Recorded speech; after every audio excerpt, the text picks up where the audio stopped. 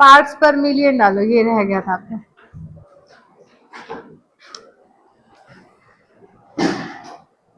Parts पर million ppm बोलते हैं। सबसे पहले बात करेंगे by mass.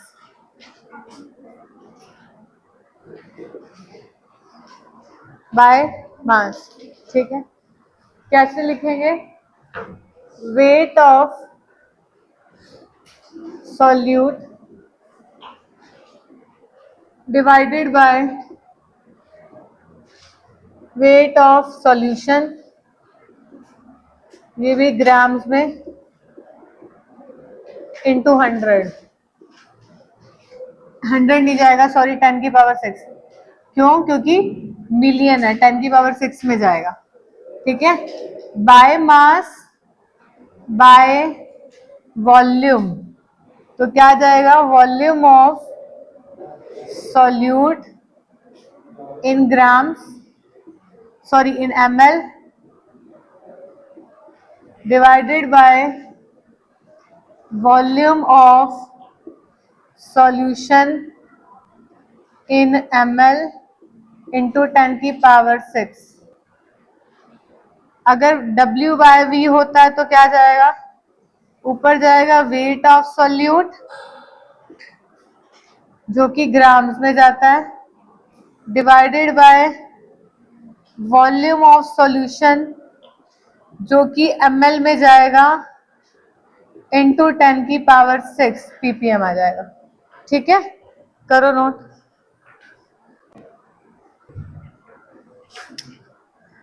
Calculation of N factor की हेडिंग डालेंगे। Calculation of N factor, calculation of N factor. इधर देखो, सबसे पहले एन फैक्टर में बात करते हैं equivalent weight of an element. किसी भी एलिमेंट का इक्विवेलेंट वेट निकालना है। इक्विवेलेंट वेट क्या आता है? देखो, फर्स्ट है ये molecular weight of an element, molecular weight of an element divided by, इसको एन फैक्टर बोल दीजिए या फिर वैलेंसी बोलो। एन फैक्टर को अलग अलग चीज के लिए अलग अलग टर्म्स में लिखेंगे। एन फैक्टर को एलिमेंट के लिए अलग टर्म्स में लिखेंगे, किसी भी एसिड के लिए अलग टर्म में लिखेंगे, बेस के लिए अलग टर्म में लिखेंगे, मतलब हर चीज के लिए अलग अलग टर्म में लिखा जाएगा एन फैक्टर को।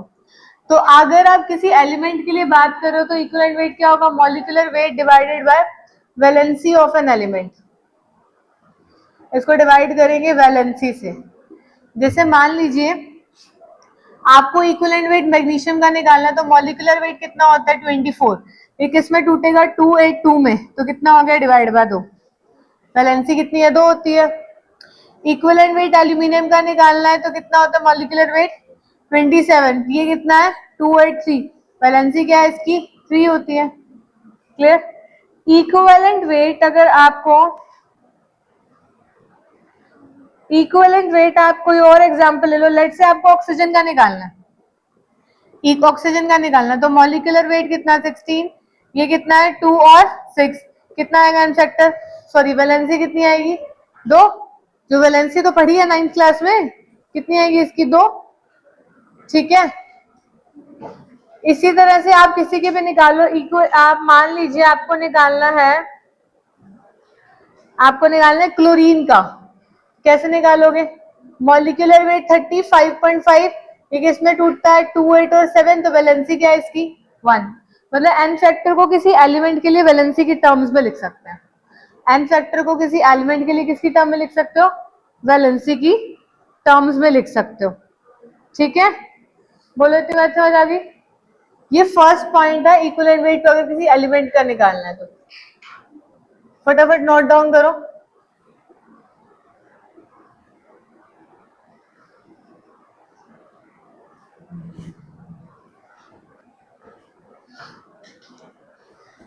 इक्विवेलेंट वेट अगर आपको किसी एसिड का निकालना है तो सुन लीजिए कैसे करेंगे। एसिड के लिए कैसे निकालते हैं, सुनो, अगर आपको इक्विवेलेंट वेट एसिड का निकालना है तो क्या जाता है, molecular weight divided by acid के लिए जाएगा बेसिसिटी, एसिड के लिए क्या जाएगा, बेसिसिटी, क्लियर। और बेस का निकालना तो क्या जाएगा, डिवाइडेड बाय एसिडिटी, ठीक है। तो अब सुनो, इसमें लिखो, डेफिनेशन लिखो, नीचे लिखो, ये इसके बाद एक लाइन डिक्टेट करती हूँ। A species capable of a species capable of giving a species capable of giving H positive ions, a species capable of giving H positive ions in its aqueous solution, a species capable of giving H positive ion in its aqueous solution, a species capable of giving H positive ion in its aqueous solution is an acid. In its aqueous solution is an acid. Clear. जो भी चीज, जो भी acid इसे बोलेंगे जो H positive ion देगा, किसे बोलेंगे, जो H पॉजिटिव आयन देगा। नेक्स्ट लाइन में लिखो, it is generally represented by HA, acid को HA से रिप्रेजेंट करते हैं, it is generally represented by HA।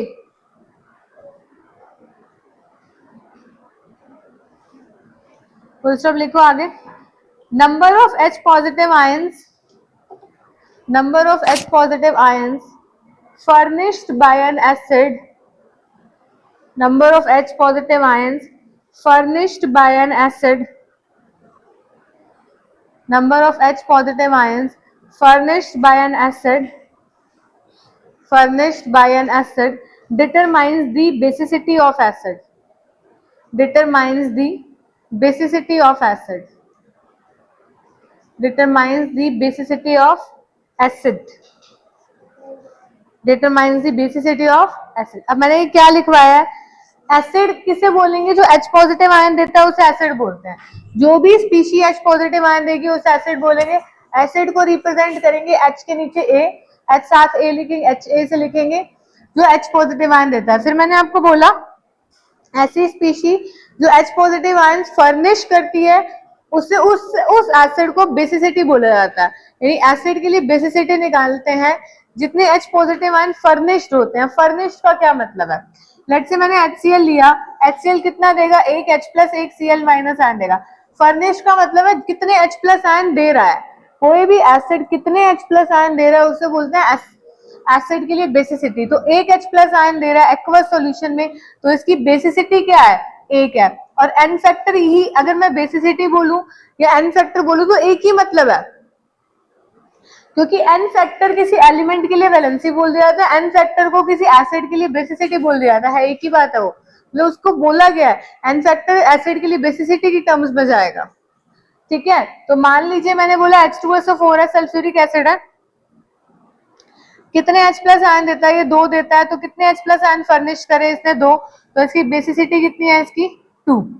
HNO3 है, नाइट्रिक एसिड है, कैसे टूटता है, H प्लस आयन में और NO3 नेगेटिव आयन में, कितने H प्लस आयन फर्निश हुए, 1, तो इसकी बेसिसिटी कितनी है, 1, ठीक है। क्लियर हो गई इतनी बात। नेक्स्ट देखो HClO4 है, कैसे टूटेगा, H पॉजिटिव में ClO4 नेगेटिव आयन में, कितने H प्लस दे रहा है, 1, तो इसकी बेसिसिटी कितनी है, इसकी 1 है। क्लियर इतनी बात, करो नोट। एक्वस सॉल्यूशन में जितने H प्लस आयन देता है उतनी ही उसकी बेसिसिटी हो जाती है, उस एसिड की उतनी ही बेसिसिटी है। एसिड का मतलब है ना HA ऐसे।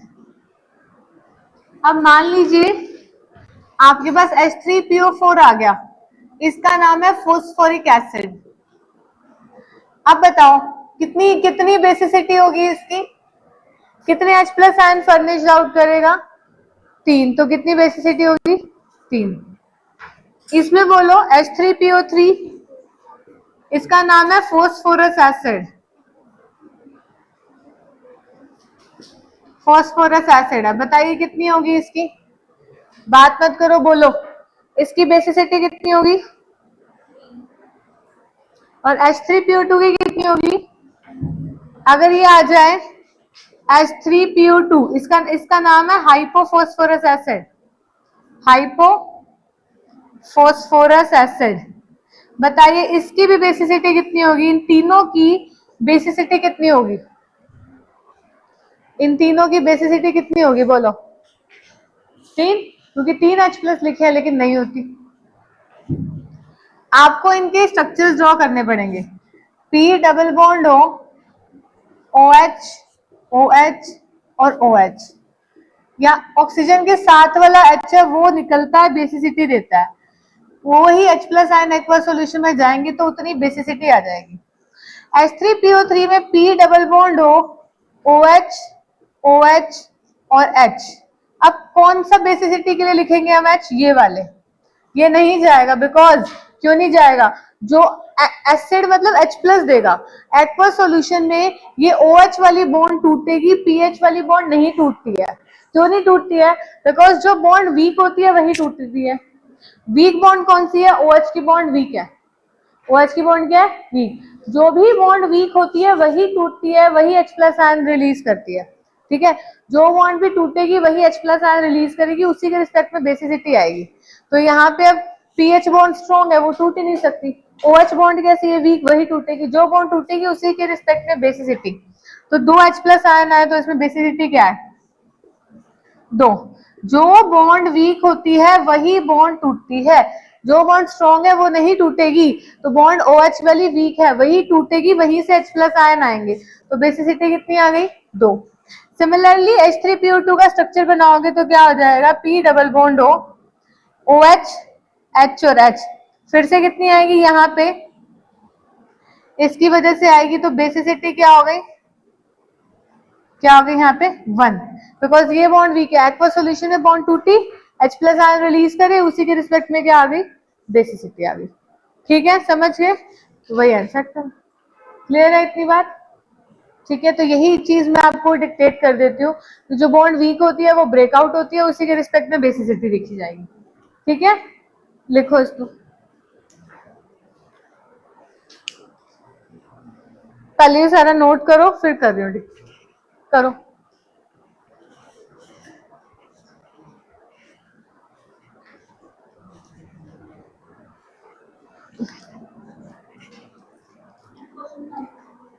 क्वेश्चन बताती हूँ, पहले एक बार लिखने दो, आराम से बताती हूँ,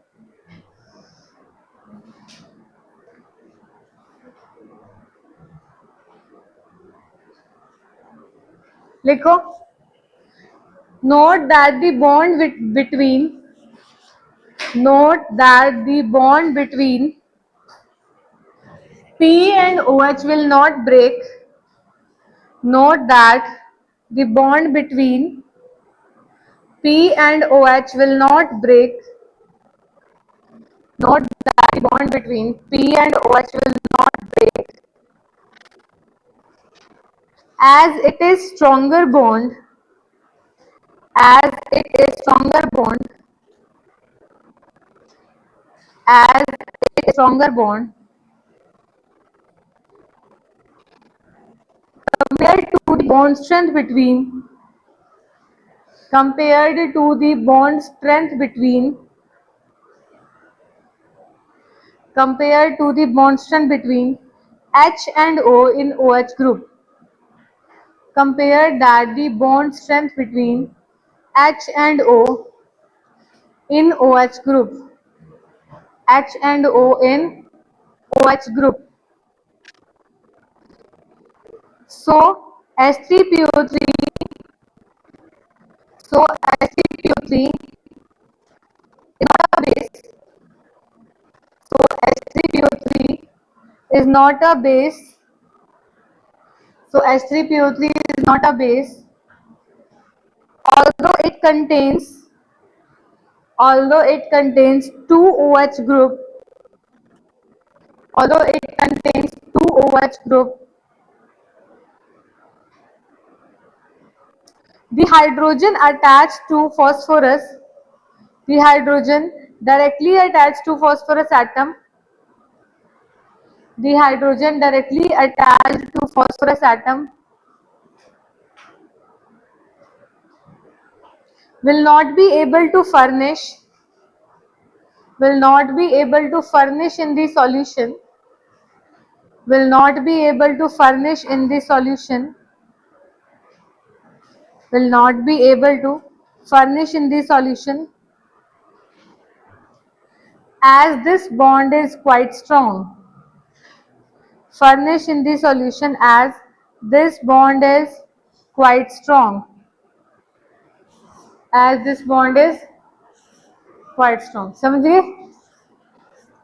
अब सुनो मेरी बात, क्या लिखवाया, ये लिखवाया है कि बॉन्ड OP, अब तुम्हें तो 9-10 तक तुम यही पढ़ते थे, जिसमें OH आ गया उसे बेस बोलते हैं, जिसमें H आ गया उसमें एसिड बोलते हैं। गलत, पूरी डेफिनेशन मैंने ही गलत बोल दी। और आप ये गलत क्यों बोली? क्योंकि आप लोग ऐसा गलत पढ़ते हो। पढ़ाया ऐसे जाता है, जो OH माइनस आयन देता है, ऐसी स्पीशीज जो OH माइनस आयन देती है एक्वस सॉल्यूशन में उसे बेस बोलते हैं, और ऐसी स्पीशीज जो H प्लस आयन देती है एक्वस सॉल्यूशन में एसिड बोलते हैं। इन एक्वस सॉल्यूशन में तो बोला जाता है, तुम तो रट्टा मार लेते हो चीजों को। इन एक्वस सॉल्यूशन तुम्हें तो लगता है ऐसे फालतू में लिख दिया, वो काम है, देख लो तुम्हारे सामने एक्वस सॉल्यूशन, ये OH लिखा हुआ है, इसका मतलब ये बेस नहीं है, ये एसिड्स है सारे। कभी कहीं धोखे में रह जाओ कि OH लिखा है तो बेस है, बेस नहीं है। वही चीज तो आपकी करेक्ट कर रही हूँ, जो तुमने 9-10 में चीजें सीखी हुई है और जो उसी के रिस्पेक्ट में तुमने मैनिपुलेट कर रखी है चीजें, वो गलत चीज है। पढ़ाया ये जाता है कि जिसमें OH है, लेकिन ऐसी स्पीशीज जो OH नेगेटिव आयन देती है एक्वस सॉल्यूशन में उसे बेस कहेंगे, और ऐसी स्पीशीज जो H प्लस आयन देगी एक्वस सॉल्यूशन में उसे एसिड कहेंगे। तो बेशक इसमें OH बॉन्ड है, लेकिन P और OH की बॉन्ड स्ट्रॉन्ग होती है, वो टूट ही नहीं सकती। जो बॉन्ड वीक है वही तो टूटेगी। अब किसी को मेरे से समझ नहीं आ रहा होगा वही तो क्लास से बाहर जाएगा, नहीं तो बैठ के सुन नहीं रहा है। जो स्टार्टिंग से आ रहा है उसको तो समझ भी आ रही है, जो 2 लेक्चर बीच में गायब है उनको वैसे ही समझ में नहीं आएगी। आज क्या आगे आएगी ही नहीं, ना ये चैप्टर ना आगे वाले चैप्टर, तो उनके लिए वो बॉन्ड वीक ही है मेरे साथ, तो वो बॉन्ड टूटेगी, वही जो बॉन्ड टूटेगी वो एस जल्दी से टूटेगी, वो बेसिसिटी देगी। तो इसलिए बोला है कि पीएच की बॉन्ड नहीं टूटती, OH की बॉन्ड वीक होती है, ये टूटती है। क्लियर? समझ गए? अगले नेक्स्ट डालो, equivalent weight of base. Equivalent weight of base,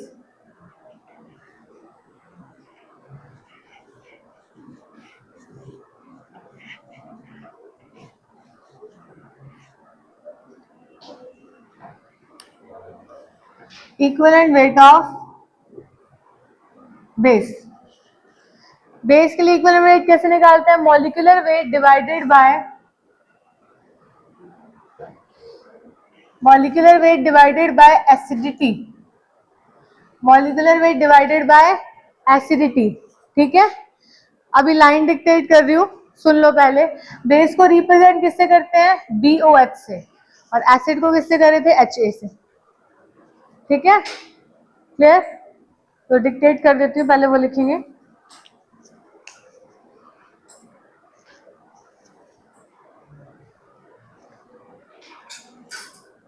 A species capable of giving OH negative ions, a species capable of giving OH negative ions in its aqueous solution, a species capable of giving OH negative ion in its aqueous solution, a species capable of giving OH negative ion in its aqueous solution. It is generally represented by BOH. It is generally represented by BOH. Clear? लिख दिया मैंने, ठीक है। Next time में लिखो, the number of OH negative ions, the number of OH negative ion furnished by base, the number of OH negative ion furnished by base, number of OH negative ion furnished by base determines the acidity of base, determines the acidity of base. Determines the acidity of base. ठीक है, जैसे मान लो example मैंने आपको ले लिया NaOH है। NaOH कैसे टूटता है? Na प्लस में OH माइनस आयन में, तो कितने OH माइनस आयन रिलीज कर रहा है? 1, तो इसकी एसिडिटी क्या है? 1। ठीक है, कैल्शियम हाइड्रोक्साइड है, कैसे टूटेगा? कैल्शियम +2 में और 2 OH माइनस आयन में, कितने OH दे रहा है? 2, तो इसकी एसिडिटी क्या है? 2। एल्यूमिनियम हाइड्रोक्साइड है, कितने H प्लस आयन दे रहा है? एल्यूमिनियम +3 में और 3 OH नेगेटिव आयन में, तो एसिडिटी क्या है इसकी? 3, बिकॉज 3 रिलीज कर रहा है OH नेगेटिव आयन। क्लियर? समझ गए? करो नोट।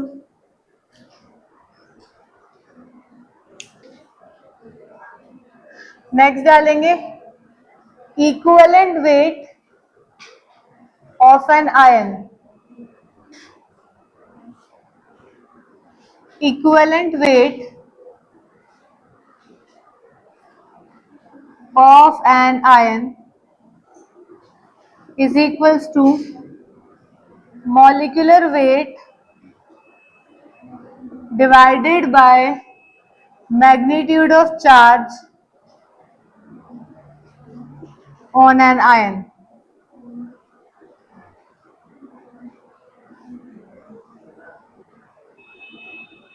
ठीक है, इक्विवेलेंट वेट कैसे निकालते हैं? Molecular weight divided by magnitude of charge on an ion.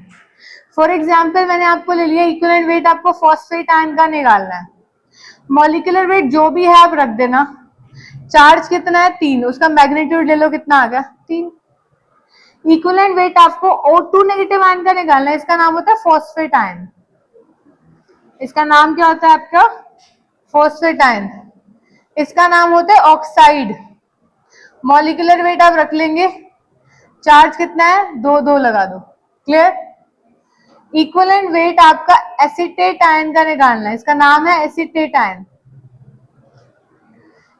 Molecular weight आप लिख देंगे डिवाइडेड बाय चार्ज कितना है? 1। क्लियर? ये देखो आगे, ये है तुम्हारे पास ऑक्सैलिक एसिड। ऑक्सैलिक एसिड तो कैसे जाएगा? इसका होता है H2C2O4 है, H2C2O4 कैसे टूटेगा? C2O4 2 minus plus 2H plus. Clear? ठीक है, कितने दे रहा है? 2, तो इसके लिए आपका इक्विवेलेंट वेट क्या जाएगा? H2C2O4 का क्या जाएगा? Molecular weight divided by charge कितना है? पहली बात तो मैंने आपको समझाने के लिए लिख दिया, मेरे को H नहीं लिखना, मेरे को आयन के बारे में बात कर रही हूँ।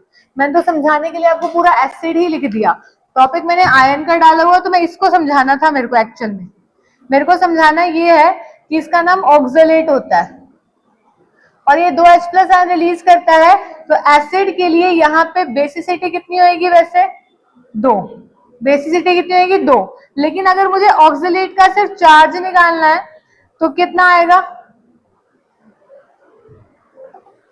एसिड है उसके लिए बेसिसिटी तो 2 ही होगी, लेकिन अगर आयन आ गया तो इस पे चार्ज कितना है? 2। नाम समझा रही हूँ कि इसका क्या क्या नाम है। इसका नाम ऑक्सलेट हो गया।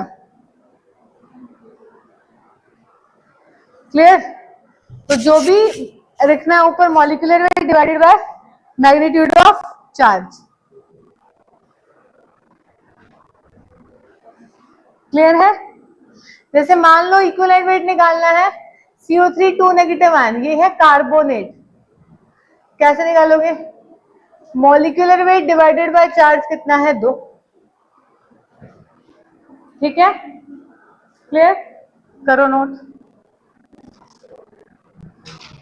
अच्छा ये बताओ, इक्विवेलेंट वेट तुम्हें Cl नेगेटिव आयन क्लोराइड का निकालना है, तो कैसे निकालेंगे? Molecular weight divided by charge कितना है? 1।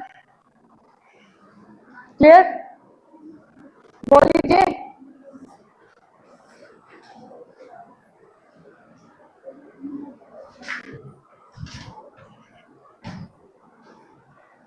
करो ये रेस, बोलो। लिख दिया? मान लीजिए इक्विवेलेंट वेट ऑफ किसी कंपाउंड का निकालना है, equivalent weight of compound.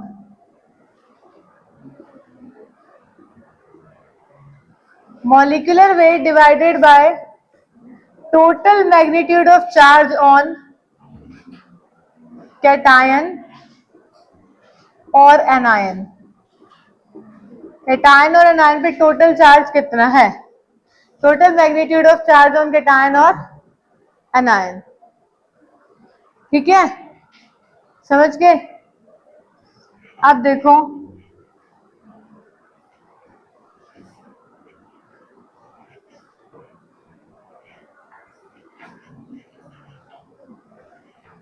अगर आपको इक्विवेलेंट वेट निकालना है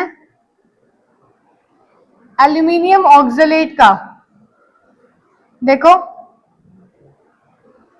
पहले तो एल्यूमिनियम कार्बोनेट ले लो, Al2 कार्बोनेट CO3 का होल थ्राइस. अब ये क्या नाम है इसका? Aluminium carbonate. एक बार अलग से रिएक्शन देख लो, Al2 CO3 2 ये हो गया. कैसे टूटता है? एल्यूमिनियम पे चार्ज कितना होता है? +3. CO3 पे कितना होता है? 2-. पढ़ा चुकी हूँ ये सारी चीजें. तो टूट गया एल्यूमिनियम कार्बोनेट. कैसे टूटे? मॉलिक्यूलर वेट जो भी आप लिख देना, magnitude of total charge on cation या एनायन. केटायन पे टोटल चार्ज कितना है? पहले तो बैलेंस करो. 2 एल्यूमिनियम है 2 लगाओ, 3 कार्बोनेट है 3 लगाओ. 3 दूनी 6, टोटल 6 पॉजिटिव, 3 दूनी 6, टोटल 6 नेगेटिव. या तो 6 पॉजिटिव या 6 नेगेटिव, तो डिवाइड बाय क्या होगा? 6. टोटल चार्ज लिखना है या तो केटायन पे या तो एनायन पे. क्लियर है?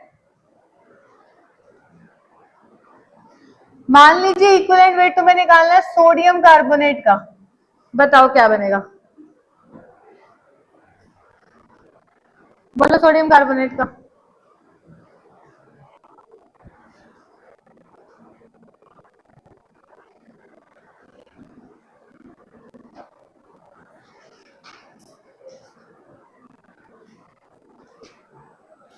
कैसे टूटेगा sodium carbonate? 2Na positive, CO3 2 negative. Molecular weight and charge कितना है? 2. बस टोटल चार्ज तो लिखना है. क्लियर है इतनी बात? ठीक है जी. एन फैक्टर का टॉपिक पूरा खत्म हुआ कि हर किसी के लिए इक्विवेलेंट वेट कैसे निकालेंगे. ठीक है,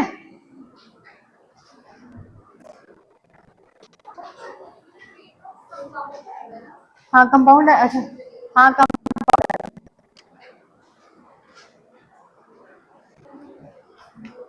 हेडिंग डालेंगे volume strength of H2O2 solution.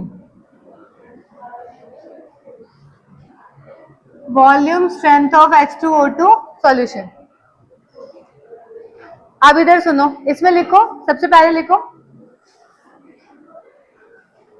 लिखो इसमें एक line, volume of oxygen, volume of O2, volume of O2 bracket में लिखो in litre, decomposed by, decomposition by unit volume of H2O2 at STP or NTP is called volumetric strength, is called volume strength of H2O2. मतलब है क्या? कितना O2 मिलेगा? एक unit volume H2O2 को decompose कर रहे हो, एक यूनिट वॉल्यूम H2O2 को डिकम्पोज कर रहे हो, कितना O2 मिलेगा वही उसकी वॉल्यूम स्ट्रेंथ होती है. अब क्या करना है तुमने? Relation between volume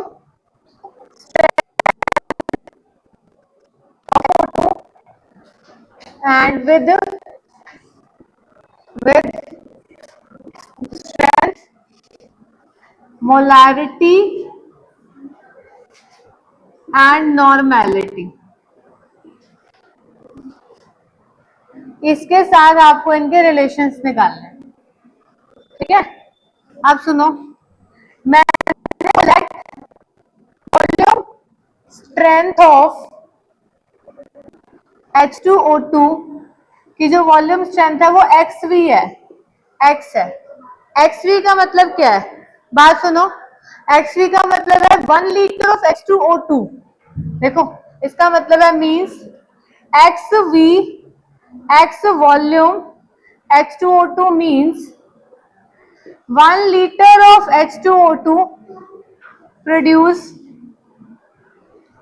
X litre O2। इसका मतलब ये है, अगर XV H2O2 लिखा आ गया, बोतल है उसकी H2O2 हाइड्रोजन पेरोक्साइड की बोतल पे X वॉल्यूम H2O2 लिखा आ गया, उसका मतलब 1 litre H2O2 X litre O2 दे रहा है एट STP पर। वही मैंने डेफिनेशन लिखी थी कि आपके पास कितना वॉल्यूम O2 का मिलेगा bye unit volume of H2O2 की डिकम्पोजिशन से, उसी को वॉल्यूम स्ट्रेंथ कहते हैं। अगर मान लीजिए X तुम्हारा 12 है तो इसका मतलब क्या बनेगा, 1 लीटर H2O2 12 लीटर O2 दे रहा है। अब कई लोग कहते हैं 1 लीटर 12 कैसे दे सकता है, मान लीजिए X क्या है 12, तो इसकी स्टेटमेंट क्या बन गई, 1 लीटर क्या दे रहा है 12। गलत बोल रही हूं मैं, पूरा ये बच्चों की तुम्हारी लैंग्वेज बोल रही हूँ। सर पूछते हैं 1 लीटर 12 लीटर कैसे दे सकता है, पूरी सेंटेंस तो सुनो, मैंने क्या बोला, 1 लीटर H2O2 12 लीटर O2 देता है। इतना तो तुम अभी तक के चैप्टर में पढ़ चुकी हो कि स्टोइकियोमेट्रिक कोएफिशिएंट वेरी करते हैं। मैंने ये थोड़ी बोला 1 लीटर H2O2 12 लीटर H2O2 दे रहा है, मैंने बोला 1 लीटर H2O2 12 लीटर O2 दे रहा है। यानी कि आपको रिएक्शन लिखनी पड़ेगी। इधर सुनो, मैंने रिएक्शन लिखी और इसको बैलेंस कर दिया, 2 2 4 आपकी बैलेंस हो गई, ठीक है। आपका अब मैं इससे स्टेटमेंट लगा सकती हूँ कि 1 लीटर वॉल्यूम है ना, इसका वॉल्यूम है, गैस है, O2 गैस है, लीटर में है तो गैस है। मैंने स्टेटमेंट लगाई 1 litre of O2 produced by, किससे प्रोड्यूस हो रहा है, प्रोड्यूस्ड बाय 2 लीटर H2O2 से प्रोड्यूस्ड हो रहा है। सही बात है, उल्टी स्टेटमेंट लगा दी ना, 1 लीटर कहां से प्रोड्यूस हो रहा है, 2 लीटर H2O2 से प्रोड्यूस हो रहा है। लीटर छोड़ो, मोल की टर्म्स में लिखो क्योंकि वहां से स्ट्रेंथ निकल आएगी। आपने मोल की टर्म में लिख दो, 1 mole of O2 produce by 2 mole of H2O2 produce से हो रहा है। क्वेश्चन में x लीटर, आपने अभी जो स्टेटमेंट लिखी है उसमें O2 है कितने, x लीटर, तो इसका मोल कैसे निकालते हैं, वॉल्यूम डिवाइडेड बाय 22.4 निकाल दोगे तो वॉल्यूम आ जाएगा, आ गया, वॉल्यूम डिवाइडेड बाय 22.4 कर दोगे तो मोल आ जाएंगे, यानी x divided by 22.4 mole of O2 कितने से प्रोड्यूस होंगे, 2x divided by 22.4 mole H2O2 से प्रोड्यूस होंगे। सही बात है, सही बात है। अब आपके पास मोल कितने आ गए H2O2 के, 2x बाय 24, यानी कि कितने आ गए हैं, यानी कितने आ गए, x डिवाइडेड बाय 11.2 मोल्स आ गए H2O2 के। सही बात है, क्लियर। तो यहाँ पे निकालनी है मोलैरिटी। सबसे पहले मोलैरिटी का फॉर्मूला क्या होता है, number of moles of solute divided by volume of solution in litres, उसे मोलैरिटी बोलते हैं। मोल कितने आए हैं तुम्हारे पास, x डिवाइडेड बाय 11.2 और वॉल्यूम कितना है, 1 लीटर, पर लीटर के लिए बात कर रहे हैं, कितने से प्रोड्यूस हो रहा है, 1 लीटर H2O2 प्रोड्यूस हो रहा है ना, तो डिवाइड बाय वॉल्यूम कितना आ जाएगा 1, तो मोलैरिटी कितनी आ गई, x डिवाइडेड बाय 11.2। क्लियर, इतनी बात समझ आ गई। अब स्ट्रेंथ निकालते हैं। कल पढ़ाया था स्ट्रेंथ का रिलेशन क्या मोलैरिटी के साथ, strength equal to molarity multiplied by molar mass कराया था। मोलैरिटी कितनी है, x बाय 11.2, मोलर मास कितना होता है, H2O2 का मोलर मास कितना है? 16 दूनी 32 और 2 34, 34 इंटू 34 कर दूं 175.6, यानी कि कितना आ गया 17x डिवाइडेड बाय 5.6 तुम्हारी स्ट्रेंथ आ गई। स्ट्रेंथ की यूनिट क्या होती है? ग्राम पर लीटर। इसको हाईलाइट कर लेना, इतना आंसर आ गया। जैसे मैंने इसको हाईलाइट किया है, इसको हाईलाइट कर लो, इतना आंसर आ गया। क्लियर? बोलो। ठीक है, तीसरा देखते हैं आगे, नॉर्मेलिटी। नॉर्मेलिटी क्या होती है? मोलैरिटी इंटू में एन फैक्टर। तो मोलैरिटी कितनी आ गई? x by 11.2 into N factor कितना है? एन फैक्टर आओ देखो जरा, यहाँ पे कितना है? O2, इस पे H2O2 का मतलब है O2 पे 2 माइनस, पर ऑक्साइड बोलते हैं इसको। तो O2 पे 2 माइनस हो गया एक तरीके का। तो एक ऑक्सीजन पे कितना आया? -1। यहाँ पे एक ऑक्सीजन पे कितना है? -2। यहाँ पे कितना है? 0। क्लियर? बोलो, इतना तो पढ़ चुकी हो सारे के सारे, वही तो चल रही है सारी चीजें। -1 से -2 कितने का चेंज? 1 का चेंज। ऑक्सीजन है कितने? 2। 2 है ना, तो कितने का चेंज हुआ? 2 का। या -1 से 0 देख लो, कितने का चेंज? 1 का। -1 से 0 कितने का चेंज? 1 का। तो है कितने आ गए? 2। तो कितने का आ गया? 2 का चेंज आ गया। इंटू 2 कर दूंगी तो क्या आ गया? 5x, sorry x divided by 5.6। तो आ गई आपकी नॉर्मेलिटी, आ गई x बाय 5.6। ये सारे मैंने रिलेशनशिप निकाल दिए। मोलारिटी का क्या आ रहा है? x by 11.2। नॉर्मेलिटी का क्या आ रहा है? x bye 5.6। स्ट्रेंथ का क्या आ रहा है? x bye 5.6 into 17। क्लियर है इतनी बात? बोलो, बोलिए। आ गई बात समझ इतनी? करो सारा नोट डाउन। आ रही 96 क्वेश्चन देखोगे।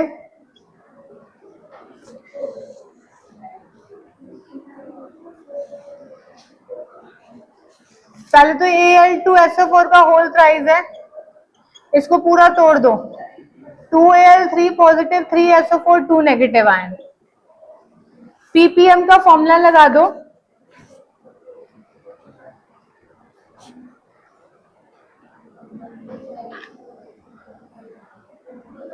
पीपीएम का फॉर्मूला लगा दो। यहां एक चीज मिसिंग है, वेट ऑफ क्या था? Solute divided by weight of solution था, इंटू 10 की पावर 6 था। तो 34.2 पीपीएम का मतलब क्या है? Means 34.2 Al2SO4 whole size present in 10 की पावर 6 ग्राम ऑफ सॉल्यूशन। पढ़ाया था ये भी ग्राम में, तो वो भी ग्राम में। जैसे वेट को खोला था ऐसे इसको खोल दिया। अच्छा, अब क्या करना है? मोलैरिटी निकालनी है। मोलैरिटी के लिए मोल बाय वॉल्यूम होता है सॉल्यूशन का। मोल कितना आया? मोल कैसे निकालेंगे? 34.2 बाय मोलर मास। मोलर मास निकालो, कितना आएगा? Al2SO4 होल प्राइस का molar mass 2 into 27 plus 3 into sulphur का 32 प्लस 16 जो कि 64, 7 दूनी 14, 1 2 4 5 प्लस 3 इंटू 6 2 8 4 5 6 6 7 8 9 4 5 96। 54 प्लस 6 दूनी 12 18 9 27 और 28 8 9 10 11 12 1 9 10 11 12 13 14 10 11 12 13 14 1 342 आ गया। आ गया 342। 342 यहाँ रख दो, 0.1 मोल आ गए। आ गए।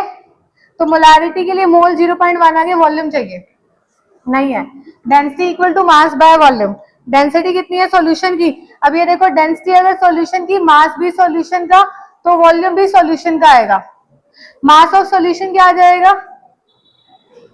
सॉरी मास बाय डेंसिटी क्या आ जाएगी, वॉल्यूम आ जाएगा, मास कितना है 10 की पावर 6, डेंसिटी कितनी है 1 ग्राम पर ml, ठीक है, तो वॉल्यूम आ गया 10 की पावर 6 ml, लगा दो, ml में है तो ऊपर 1000 चला जाएगा, इसके साथ आ गई 603 यहां कट गई, कितना बच गया 3, यहां कट गई 1 बाय 10 की पावर 4 बच गया, 10 की पावर -4 मोलैरिटी, थर्ड ऑप्शन 96 में, 96 में 3, अच्छा SO की निकालनी है, आगे इतनी बात समझ, ये तो मोलैरिटी, इधर देख लो भाई, ओ हेलो मैडम, Al2SO4 का होल थ्राइस की मोलैरिटी आ गई आपके पास इतनी, ये मोलैरिटी आई है आपके पास Al2SO4 के होल थ्राइस की कितनी है 10 की पावर -4, आपसे क्वेश्चन में पूछ रही है SO4 की कितनी है, Al2SO4 होल थ्राइस कैसे टूटता है, 2Al 3 पॉजिटिव 3 SO4 2 नेगेटिव में, अगर इसकी 10 की पावर -4 मोलर मोलैरिटी है तो इसकी कितनी है 2 इंटू 10 की पावर -4, और इसकी कितनी है 3 इंटू 10 की पावर -4, ठीक है, आयंस की, तो आयन की पूछी हुई SO4 की, SO4 की कितनी है 3 इंटू 10 की पावर -4, क्लियर है, बोलो, ठीक है, कर लो नोट इसको,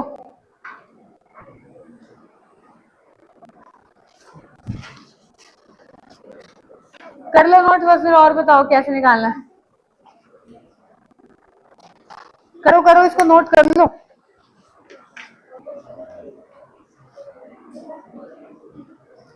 $97 क्वेश्चन देखो एक बार,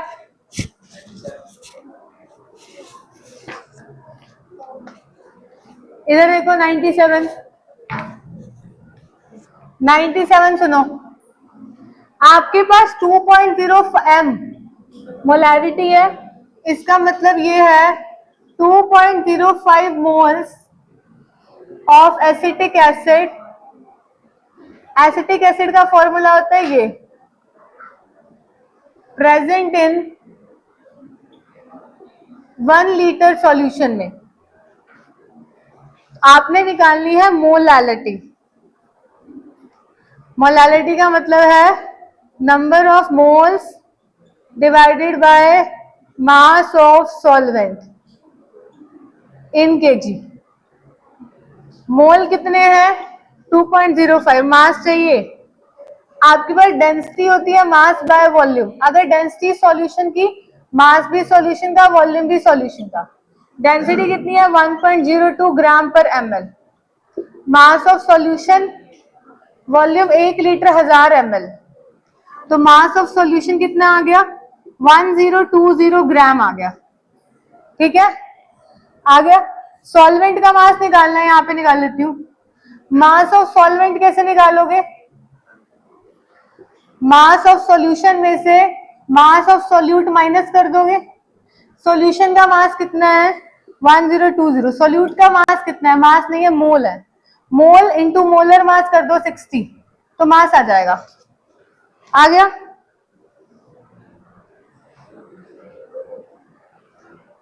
-2.05 इंटू में 60 -1020 करेंगे 897 आ जाएगा, यहाँ 897 इंटू 1000 करो क्योंकि ग्राम में है तो आंसर आ जाएगा 2.05 इंटू 1000 डिवाइडेड बाय 897, चेक करो आंसर कितना है 2.28 आ रहा है, चेक करो बी ऑप्शन है क्या 97 का 2, ठीक है, समझ गए क्या।